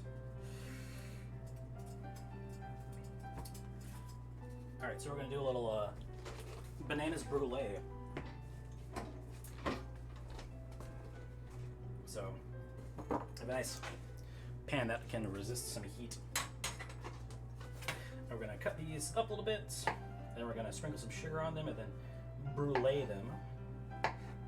Pretty much how you would see like a creme brulee, right? Pour sugar over it and then toast it up. But this is for bananas, and it works really well for bananas.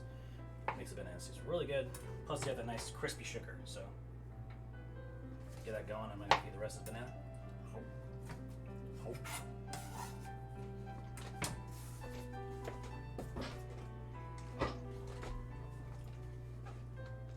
Alright, now we're gonna sear the banana bread. So, anglaise.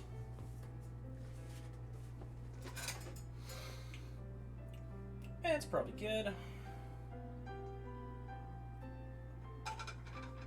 And this squeeze bottle, just that's a lot more oil than I like.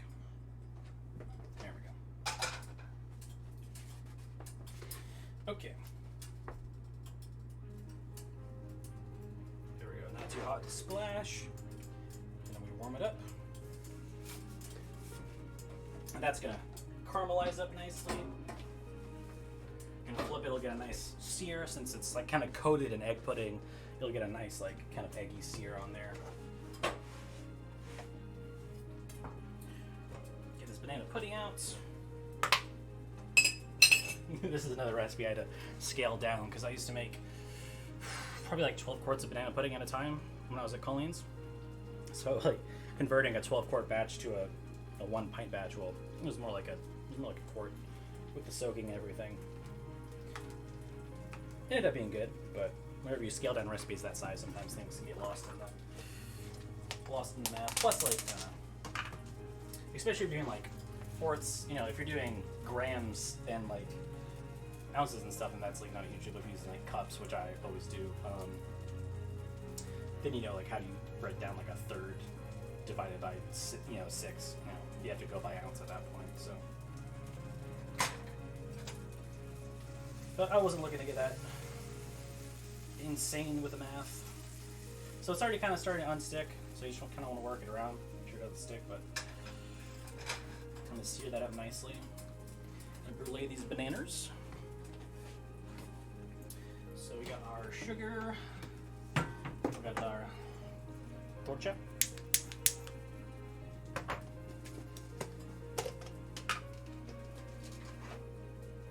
sugar. I'm going to kind of sprinkle them on.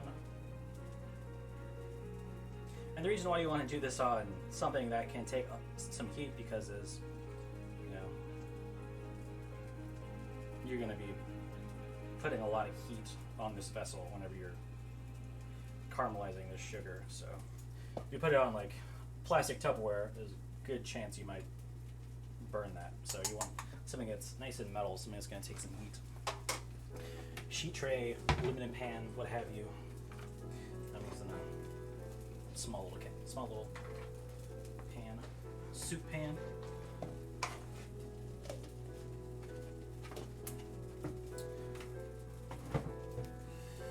All right.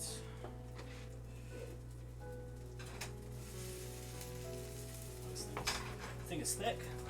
Can't grab it.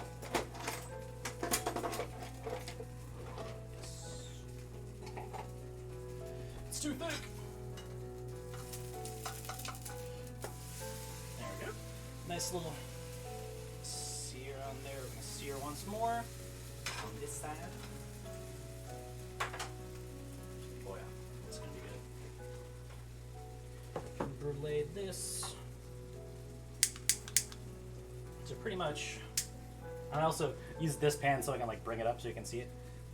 But yeah, you're pretty much just like bruleeing or melting the sugar on top of the banana.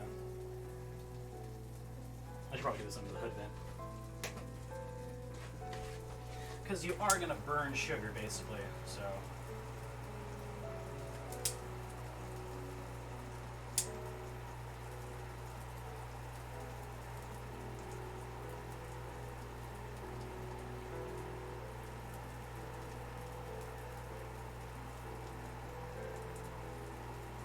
I don't have a giant torch anymore, so I'm using this little handheld. It's gonna take a little bit longer, but it'll work just the same.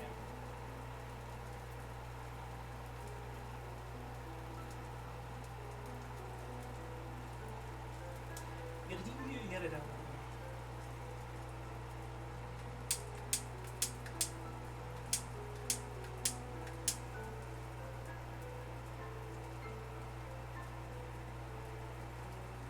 Pretty much just caramelizing the sugar on top of the banana so it gets nice and brown.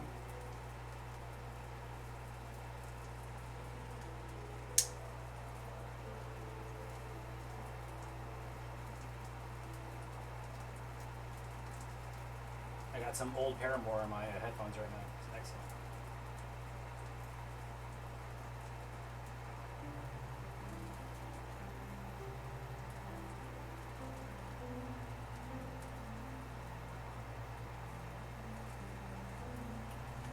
probably seared enough, so we're gonna cut that. Keep it on the pan, let it warm up nicely. Finish bruleeing these bananas.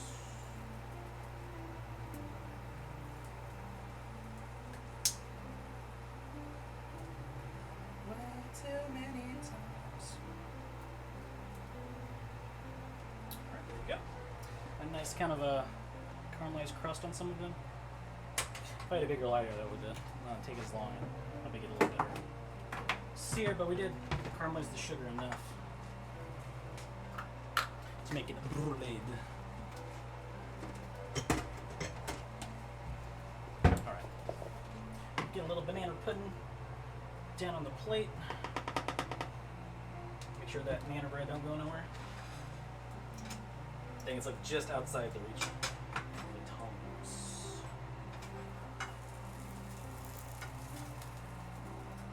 Oh yeah.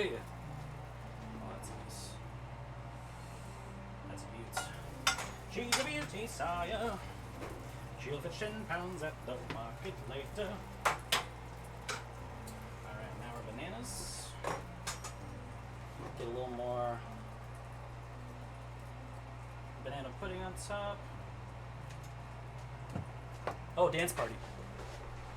I know I missed it, but I still gotta do my 5 seconds of dancing.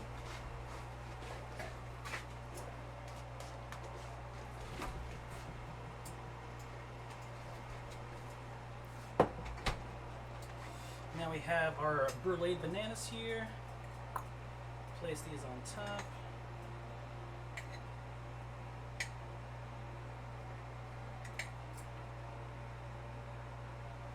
Then we have our wafer crumble here.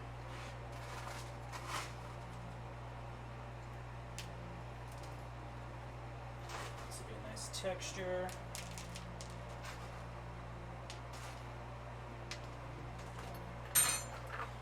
And since we have these lovely candied orange peels from earlier for that caviar dish, couldn't hurt to throw them on. A little extra texture. There's a lot of orange in the banana bread, so it would make sense.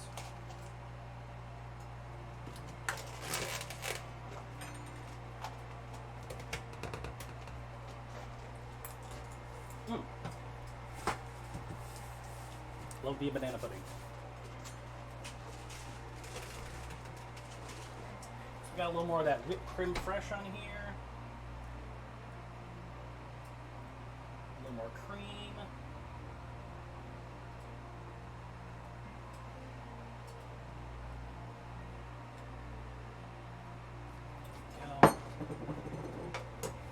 Look, throw some pear syrup on there. Let's just load this up. I do love this pear syrup. It is beautiful.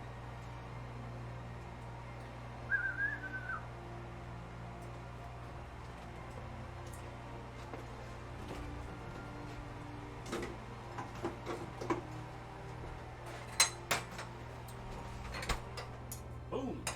And there we have it, a nice Parisian French toast. Take a quick little photo. Nom this up. No.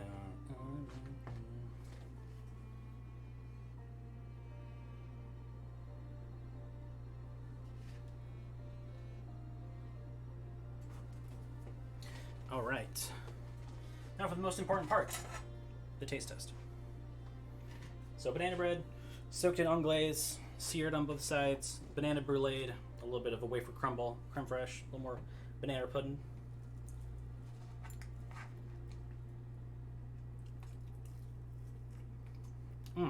Nice and moist. Banana bread came out lovely.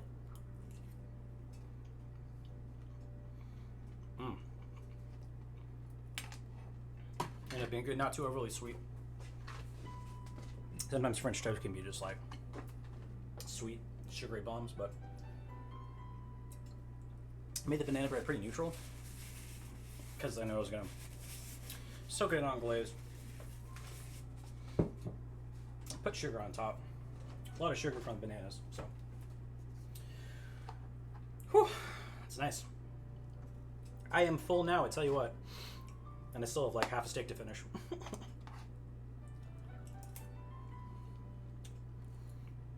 Mmm. This is how I like my French toast.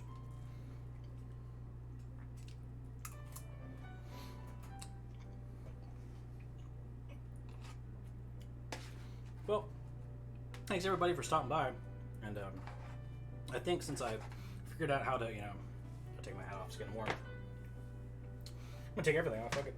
Take this apron off. I'm almost done. Whew.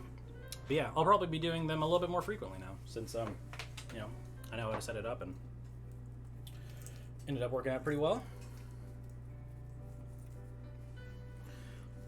Don't know what I'm gonna do for my next theme though, but I'm sure I'll think of something. Or doing a seafood stream. I did a fried chicken and biscuit stream. I did a like refined fast food stream.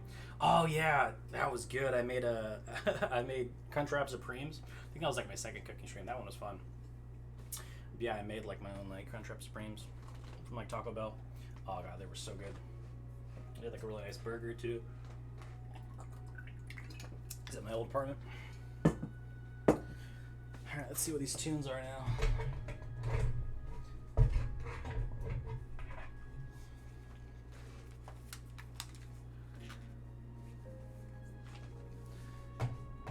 Nice. Still very chill. How many songs we can get through? Alright, well now since the stream's over, now I can put on what I've been listening to.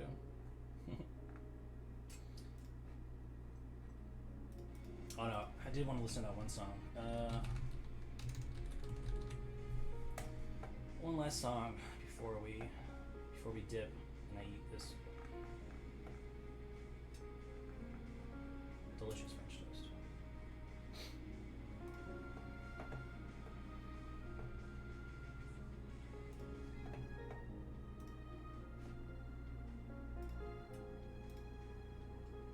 This computer, what was that? Are donations not linked to stream? Yeah, they are. You can find it down. If you scroll down to my panels, you can find a Dough Nation stream. Ba-dum-bum. If you feel so inclined.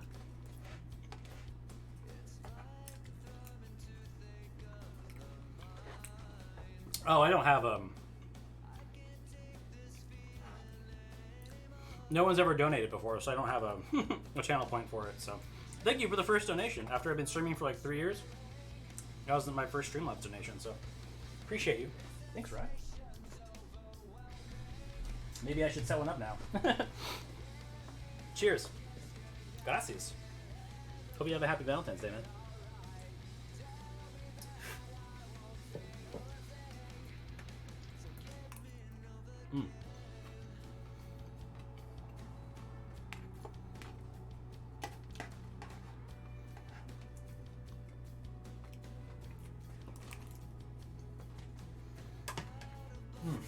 Alright, well,